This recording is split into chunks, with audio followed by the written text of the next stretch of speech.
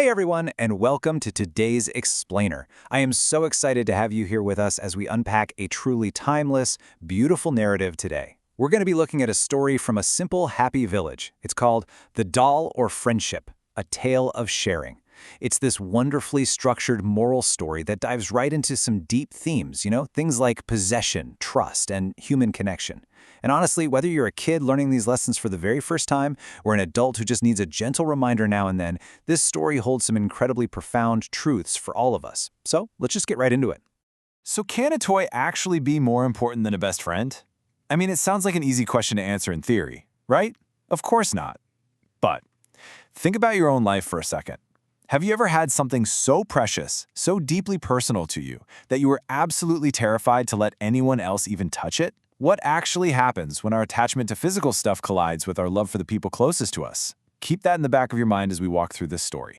All right, let's jump right into Section 1, the beautiful Eid doll, where we meet our main character, Fatima. Let's trace exactly how Fatima's intense attachment to this doll developed. So starting at the beginning, Fatima got this incredibly beautiful doll from her mother for Eid. But the crucial context here is that Fatima was actually sick at the time.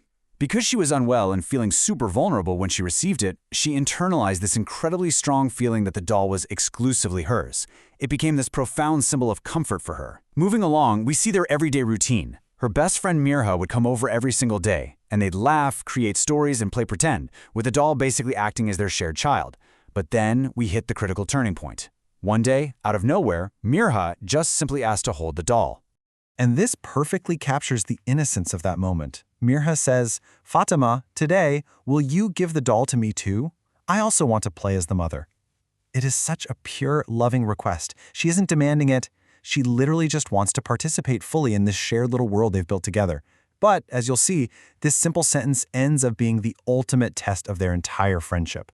Well, that innocent question unfortunately drags us right into Section 2, the broken friendship. This one request triggers a really rapid three-step fallout. Step 1. Fatima just flat out refuses. She's completely driven by fear, telling Mirha, "No, it's mine. What if it breaks?" Step 2. Mirha doesn't just feel disappointed. She feels deeply hurt and, honestly, untrusted. Her whole character is being called into question over a toy. And finally, Step 3, the devastating result. That vibrant courtyard where they used to laugh and spin stories together, it falls completely silent. They just stop talking altogether. The whole issue is summed up perfectly in Mirha's heartbreaking response. She says, "I am your friend, Fatima, not an enemy. Even being a friend, you don't trust me." This just hits the nail on the head, showing that the damage isn't actually about the doll at all. It's about this invisible, emotional line that Fatima just drew. By putting her possession above her trust in her best friend, she caused a really deep emotional wound. So we're left with this classic lose-lose situation, which really distills the ultimate cost of stubbornness. On one side, you have Fatima. She has exactly what she thought she wanted. She's got the doll all to herself, but she has zero happiness. And on the other side, Mirha is without her best friend, and her heart is just incredibly heavy. It's a pretty powerful realization that selfishness literally brings joy to no one. Now, the story could easily just end there in sadness, but thankfully it doesn't. We're moving on to Section 3, the revealing dream. This happens in the dead of night while Fatima is fast asleep.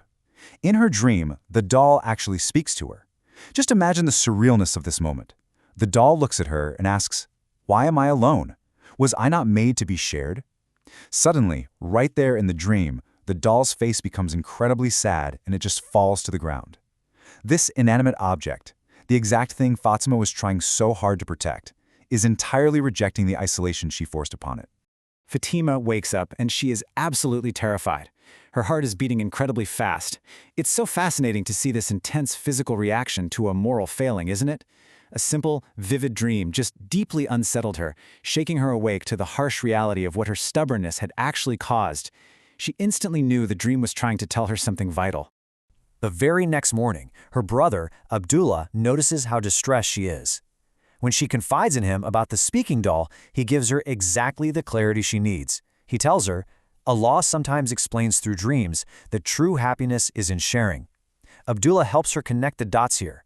That dream wasn't just some random nightmare. It was profound guidance showing her that her priorities had gotten entirely flipped upside down. Armed with this massive realization, we enter Section 4, Forgiveness and True Friendship. Fatima knows she has to take immediate action, so she gathers up all her courage, grabs the doll, walks straight over to Mirha's house, and delivers this absolutely incredible, heartfelt apology. She says, "Forgive me, Mirha. I thought the doll was my happiness, but my real happiness is you." Wow, this is the exact moment their friendship is truly restored. I mean, it takes real vulnerability, an open admission of wrongdoing, and a crystal clear statement of what actually holds value in her life. As the two girls are hugging, with tears in their eyes, and finally starting to play together again, we get this wonderful observation from their mother. She says, "Things don't decrease by sharing. Hearts get bigger." What a magnificent way to frame it. She's pointing out that when we share our material stuff, it actually transforms into a blessing. We aren't losing a piece of the object, instead we're expanding our capacity for love. And that brings us perfectly to our final section, Section 5, Important Life Lessons.